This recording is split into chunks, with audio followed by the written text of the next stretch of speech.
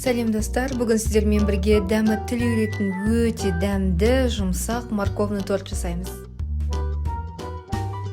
Бізге керек заттар: 180 грамм қант, 1 үккіштен өткен сәбіз, 100 грамм жаңғақ, 250 грамм ұн, 0,5 шай қасық тұз, 20 грамм корица мен қант және 1 шай қасық қопсытқыш. Одан басқа 3 жұмыртқа, 60 грамм йогурт және 130 грамм өсімдік майы. Ең алдымен өсімдік майын, одан кейін қантты және корицаны салып араластырып аламыз.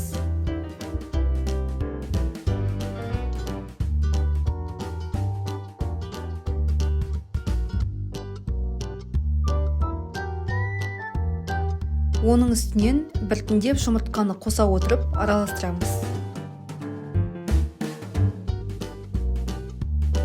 Одан кейін йогурт саламыз, оның үстінен қопсытқыш, тұзды салып, жақсылап араластырамыз.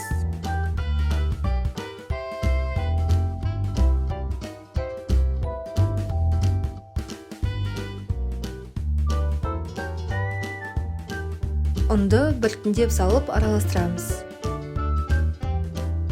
Біркелкі масса пайда болу керек.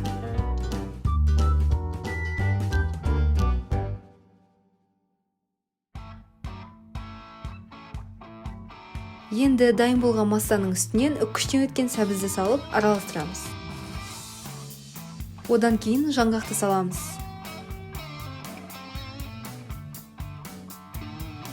Міне осындай орташа қойлықтағы масса шығу керек.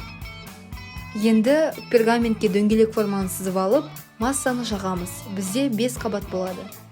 20-22 сантиметрлік форманы аламыз. Мінекей осылай 5 қабатты теңдей бөліп шығып, жағып шығамыз. 180 градуста пеште 3-4 минутта піседі. Піскенін шпажканың көмегімен тексеріп аламыз. Енді крем дайындауға кірісеміз. Керек заттар: 280 грамм творожный сыр, 110 грамм қант ұнтағы және 120 грамм сармай. Ыдысқа сармайды, қант ұнтағын салып, жақсылап араластырамыз. Оның үстінен творожный сырды қосып, біркелкі масса шығарамыз. Міне крем осылай шығу керек, сіздерде идеальный крем шығады.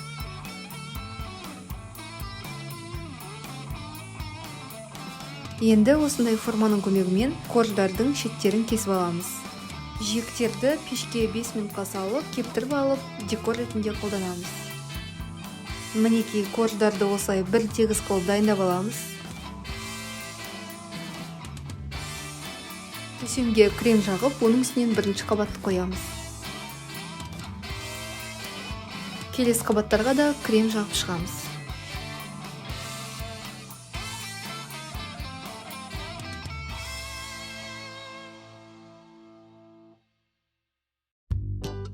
Міне осылай кремді бір тегіс жағу керек.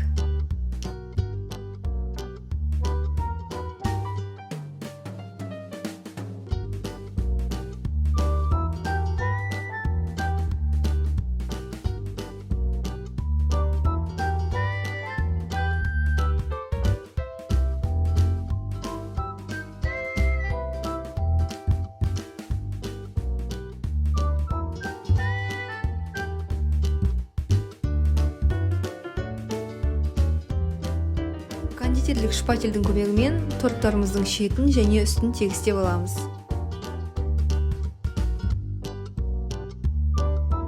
Жаңаға кептіріп алған жиектерімізді блендерден ұсақтап, осылай бетінен сеуіп шығамыз.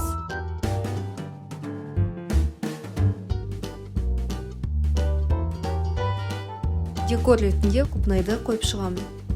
Мінекей бізде осындай өте әдемі торт дайын болды.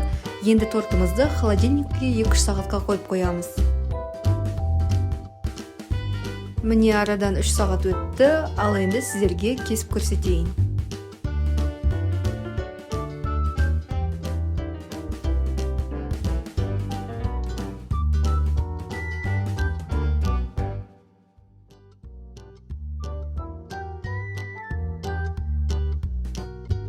Мінекей кесіндіде тортымыз осындай өте жұмсақ, биік болып шыққан және кремі толықтай сіңген.